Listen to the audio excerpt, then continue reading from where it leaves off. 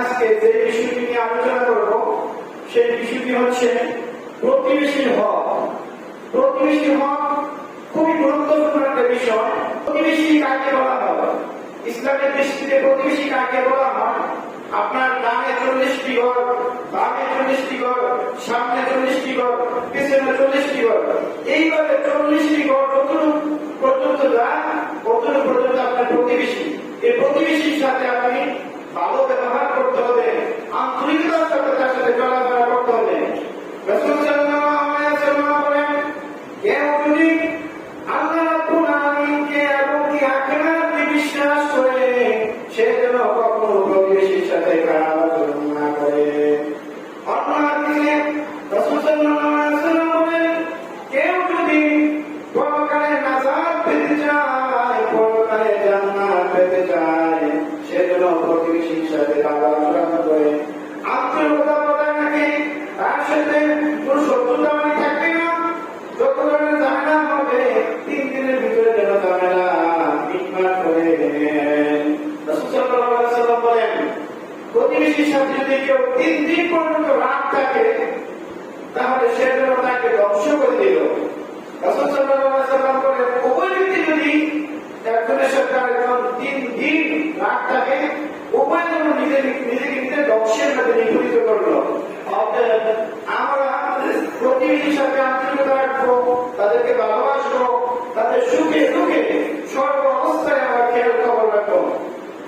বিশ্বনবী নবী মুহাম্মদ রাসূলুল্লাহ সাল্লাল্লাহু আলাইহি ওয়াসাল্লাম বলেন, ওই ব্যক্তি পরিপূর্ণ ঈমানদার নয় যে ব্যক্তি পেট পুরে খাবার খাইল কিন্তু তার প্রতিবেশী অনাহারে দিন যাপন করতেছে।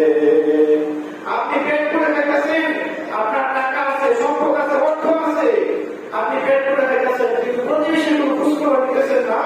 রাসূল বলছেন আপনি এখনো পরিপূর্ণ ঈমানদার হতে পারবেন না। রাসূল সাল্লাল্লাহু আলাইহি ওয়াসাল্লাম তার সাহাবী আবু যরকে বলেন, হে আবু যর, কোন সময় যদি তুমি তরকারি রান্না করো তাহলে তরকারির মধ্যে পানি বেশি করে দিবে যাতে ঝোল বেশি হয়। ঝোল বেশি হলে তাহলে তুমি প্রতিবেশীকে ঝোল দিয়ে সাহায্য করতে পারবে। রাসূল সাল্লাল্লাহু আলাইহি ওয়াসাল্লাম বলেন, আল্লাহর কসম, আল্লাহর কসম, আল্লাহর কসম, ওই ব্যক্তি পরিপূর্ণ ঈমানদার নয়। সাহাবীরা বলেন, ইয়া রাসূলুল্লাহ, ইয়া হাবিবাল্লাহ, কোন ব্যক্তি সম্পর্কে আপনি 3 বার বলছেন আল্লাহর কসম ওই ব্যক্তি পূর্ণ ঈমানদার নয়? রাসূল সাল্লাল্লাহু আলাইহি ওয়াসাল্লাম বলেন, ওই ব্যক্তি পূর্ণ ঈমানদার নয় যে ব্যক্তি তার হাত এবং মুখ দ্বারা প্রতিবেশীকে কষ্ট দেয়। নাউযুবিল্লাহ। দেখেন সমাজের মধ্যে যারা বড় লোক আছে, যারা অর্থ সম্পদ টাকা পয়সা যাদেরকে আল্লাহ রাব্বুল আলামিন অনেক সম্পত্তি দান করেছেন, তাদের আশেপাশে যারা গরিব আছে তারা এই বড় লোক, এই অর্থ সম্পদশালী লোকের ভয়ে মানে কাবু হয়ে থাকে, জোর করে সম্পদ নিয়ে আসে, জোর করে তাদেরকে বিভিন্নভাবে অপদস্থ করে। সমাজে এরকম লোক বেশি দেখা যায়। বিশ্বনবী মুহাম্মদ রাসূলুল্লাহ সাল্লাল্লাহু আলাইহি ওয়াসাল্লাম বলেন, কেউ যদি প্রতিবেশীর গোপন কথাগুলো যদি তার কাছে প্রকাশ না করে, তার ভিতরে যদি গোপন করে রেখে দেয়, আল্লাহ রাব্বুল আলামিন হাসরের মাঠে তার গুনাহগুলোকে গোপন রেখে তাকে জান্নাত দান করে দিবেন। সুবহানাল্লাহ। তেমনিভাবে কোন প্রতিবেশী যদি তার ভাইয়ের, তার প্রতিবেশীর কোন গোপন গুনাহগুলো, গোপন দোষগুলো যদি সমাজের মধ্যে বলে বলে বেড়ায়, আল্লাহ রাব্বুল আলামিন হাসরের মাঠে সকলের সামনে তার দোষগুলো প্রকাশ করে তাকে অপমানিত করবেন। শুধু কি তাই, রাসূল সাল্লাল্লাহু আলাইহি ওয়াসাল্লাম বলেন, কোন প্রতিবেশীর দোষগুলো দুনিয়া মানুষের কাছে প্রকাশ করে, আল্লাহ রাসূল সাল্লাল্লাহু আলাইহি ওয়াসাল্লাম বলেন, এই ব্যক্তিকে আল্লাহ রাব্বুল আলামিন তার ঘরের মানুষের মাধ্যমে তাকে অপদস্থ করবেন। বলেন নাউযুবিল্লাহ। আমাদের প্রতিবেশী যারা আছে সবাই ঘুষখোর, কারণ কারো বেশি থাকে, ওই জন্য তার গোপন কথা, তার ঘুষটাকে আমরা বলে বলে মানুষের কাছে তাকে লজ্জিত করি, তার অপমানিত করি, এটা আমার বড় ধরনের ক্ষতি করে। সেজন্য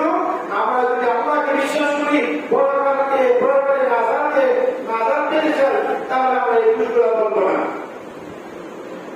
আবু হুরায়রা রাদিয়াল্লাহু তাআলা থেকে বর্ণিত, রাসূল সাল্লাল্লাহু আলাইহি ওয়াসাল্লামের কাছে এক ব্যক্তি এসে বলল, ইয়া রাসূলুল্লাহ, ইয়া হাবিবাল্লাহ, আমাদের পাশে একটি মহিলা আছে, অনেক নামাজ পড়ে, অনেক রোজা রাখে, অনেক টাকা পয়সা দান করে, কিন্তু তার ব্যবহার এতই খারাপ, তার প্রতিবেশীরা তার ব্যবহার খুবই কষ্ট পায়। রাসূল সাল্লাল্লাহু আলাইহি ওয়াসাল্লাম বলেন, এই মহিলা জাহান্নামী। অনেক নামাজ পড়ে, অনেক রোজা রাখে, অনেক টাকা পয়সা দান করে, পাশাপাশি কি করে? প্রতিবেশীদের সাথে খারাপ আচরণ করে, তাদের সাথে গালাগালি করে, তাদের সাথে ভালো ব্যবহার করে না, ভালো সম্পর্ক রাখে না। এত নামাজ রোজা এবং দান সদকা করার পরও রাসূল সাল্লাল্লাহু আলাইহি ওয়াসাল্লাম বলেন, ওই মহিলা কি জাহান্নামী। রাসূল সাল্লাল্লাহু আলাইহি ওয়াসাল্লামের কাছে এই সাহাবী আবার বলেন, ইয়া রাসূলুল্লাহ, ইয়া হাবিবাল্লাহ, পাশে আরেকটি মহিলা আছে, তেমন নামাজ পড়ে না, তেমন নফল রোজাও রাখে না, দান সদকা কম করে, কিন্তু কাউকে কষ্ট দেয় না। আল্লাহ রাসূল সাল্লাল্লাহু আলাইহি ওয়াসাল্লাম বলেন, এই ব্যক্তি হয়েছে জান্নাতি। সুবহানাল্লাহ। তিনি এই মহিলা যেমন নামাজ রোজাও করে না, যেমন দান দক্ষিণাও করে না, কিন্তু প্রতিবেশীর সাথে আন্তরিকতা রক্ষা করার কারণে, প্রতিবেশীর সাথে ভালো ব্যবহার করার কারণে আল্লাহ রাব্বুল আলামিন তাকে জান্নাত দান করে দিবেন। সুবহানাল্লাহ। আমরা সবসময় প্রতিবেশীকে আমাদের থেকে প্রাধান্য দেব। রাসূল সাল্লাল্লাহু আলাইহি ওয়াসাল্লাম বলেন, ওই ব্যক্তি পূর্ণ মুমিন নয়, ওই ব্যক্তি পূর্ণ মুমিন নয় যে ব্যক্তি তার নিজের স্বার্থের থেকে প্রতিবেশীর স্বার্থটাকে বড় করে দেখে না, নিজের জন্য যেটা ভালো মনে করে প্রতিবেশীর জন্য সেটা ভালো মনে করে না, সে ব্যক্তি পরিপূর্ণ মুমিন হতে পারল না, পরিপূর্ণ ইমানদার হতে পারল না। সেহেতু আমরা প্রতিবেশীর খোঁজ খবর নেব, প্রতিবেশী কিভাবে চলে যাচ্ছে দেখো, সবসময় আমরা তাদের খোঁজ খবর নেব। অনেক আছে বিপদে পড়লে টাকা ধার নিতে আসে, হাওলাত নিতে আসে, আমাদের কাছে টাকা থাকা সত্ত্বেও তাদেরকে টাকা দেই না, এরকম অনেক হয়। টাকা আছে তারপর বলে না আমার কাছে টাকা নেই, কিন্তু আবার সুদের জন্য আসলে হাজার হাজার লক্ষ লক্ষ টাকা বেরিয়ে আসে, ঠিক কিনা? সুদের টাকা দিলে সবাই টাকা দেয়, কিন্তু ধার করলে হাওলা চাইলে কেউ টাকা দিতে চায় না।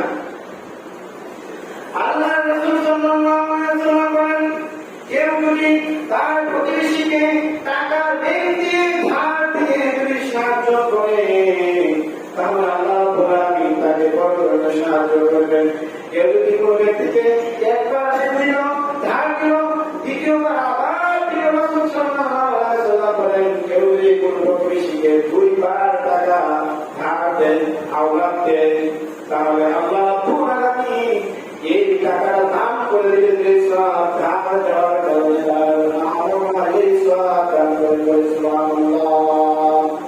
আল্লাহ রাসূল সাল্লাল্লাহু আলাইহি ওয়াসাল্লাম আরেক হাদিসে বলতে বলেন, কোন ব্যক্তি যদি একবার ধার নেয়, কিছুদিনের জন্য টাকা ধার নিল, ওই সময় মতো দিতে পারলো না, আবার কিছুদিনের জন্য টাইম ছিল, সময় ছিল, আমাকে কিছুদিন সময় দেন, আমি বাকি দুদিন সময় দিলে তারপর আমি টাকার ব্যবস্থা করে দেব।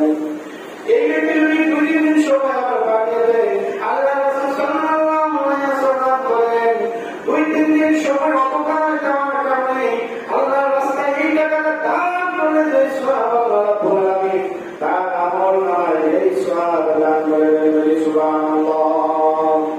হাদিস শরীফের মধ্যে আছে, রাসূল পাক সাল্লাল্লাহু আলাইহি ওয়াসাল্লাম বলেন, এক ব্যক্তি মানুষকে ধার দিত, সবাইকে ধার দিত, আর তার কর্মচারীকে বলছে যে আমি টাকা পয়সা ধার দিই, কিন্তু কোন মানুষ যদি এই ধারের টাকা পরিশোধ করতে না পারে তাকে তুমি ক্ষমা করে দিও। এটা তার কর্মচারীকে বলে রাখছে যে আমি তো সবসময় টাকা ধার দেই, তুমি তো আমার কর্মচারী, যদি আমি উপস্থিত না থাকি অথবা আমি মৃত্যুবরণ করি, আমার পরিবর্তে তুমি তাকে টাকা ধার দিবা, আর সে টাকা ধার পরিশোধ করতে না পারে তাকে ক্ষমা করে দিও। আল্লাহ রাসূল সাল্লাল্লাহু আলাইহি ওয়াসাল্লাম বলেন, কিছুদিন পরে এই ব্যক্তি মারা গেল, কিন্তু প্রতিবেশীকে যাদেরকে ধার দিত এবং ধার পরিশোধ করার মতো তাদের টাকা থাকতো না, তাদেরকে ক্ষমা করে দেওয়ার কারণে আল্লাহ রাব্বুল আলামিন তাকে জান্নাত দান করেছেন। সুবহানাল্লাহ। কত সওয়াব যে টাকা ধার দিবেন এবং কি ধার দিয়ে কিছুদিন অপকাশ দিবেন, তাকে সুযোগ দিবেন, সময় দিবেন তার ধারটা পরিশোধ করার জন্য। এই পরিশোধ করার